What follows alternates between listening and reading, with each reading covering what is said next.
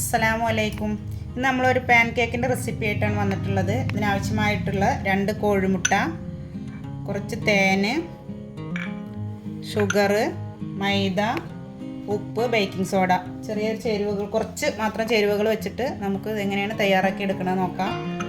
2 മുട്ട നമ്മളൊരു ബൗളിലേക്ക് പൊട്ടിച്ചൊഴിക്കുക.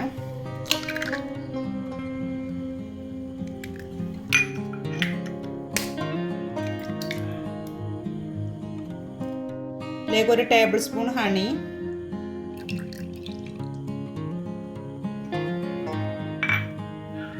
3 ടേബിൾ സ്പൂൺ പഞ്ചസാര,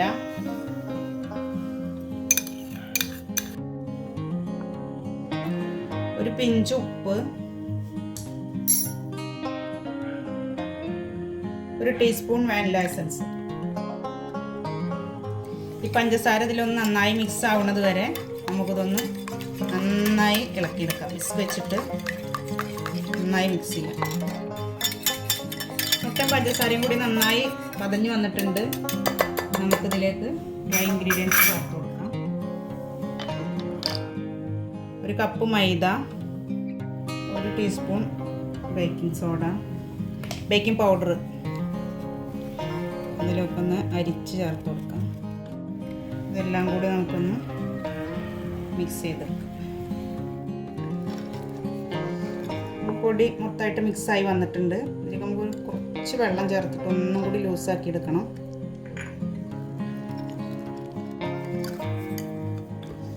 ഇവിടെ മാവ് റെഡി ആയിട്ടുണ്ട്.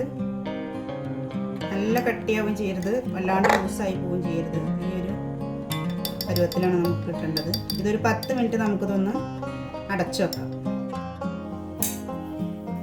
നമ്മൾ 10 മിനിറ്റിന് ശേഷം നമ്മൾ മാവൊന്ന് തുറന്ന് നോക്കാം.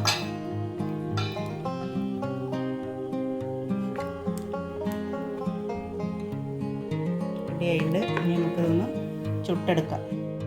നമ്മളൊരു പാൻ അടുപ്പത്ത് വെച്ചിട്ടുണ്ട്. ഇതിലേക്ക് നമ്മൾ ചൂടായി വന്നിട്ടുണ്ട്. ലോ ഫ്ലെയിമിലാണ്. നമുക്കൊരു തവി ബാറ്റർ നമുക്കിതിൽ ഒഴിച്ചു കൊടുക്കാം.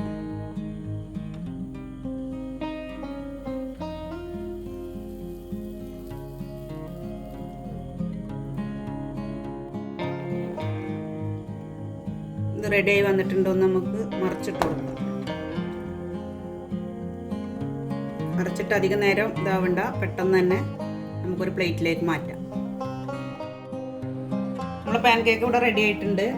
എല്ലാം നമ്മൾ ചുട്ടെടുത്തിട്ടുണ്ട്. നമുക്കിതിന് മുകളിൽ ഹണി കയ്യിലുണ്ടെങ്കിൽ ഹണി ഒഴിച്ചു കൊടുക്കാം. ഞാനിവിടെ ചോക്ലേറ്റ് ആണ്.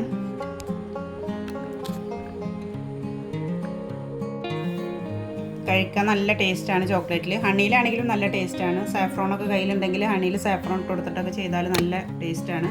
വീഡിയോ ഇഷ്ടമായ എല്ലാവരും ലൈക്ക് ചെയ്യുക, ഷെയർ ചെയ്യുക, കമൻറ്റ് ചെയ്യുക. അടുത്തൊരു വീഡിയോയുമായി നമുക്ക് വീണ്ടും കാണാം.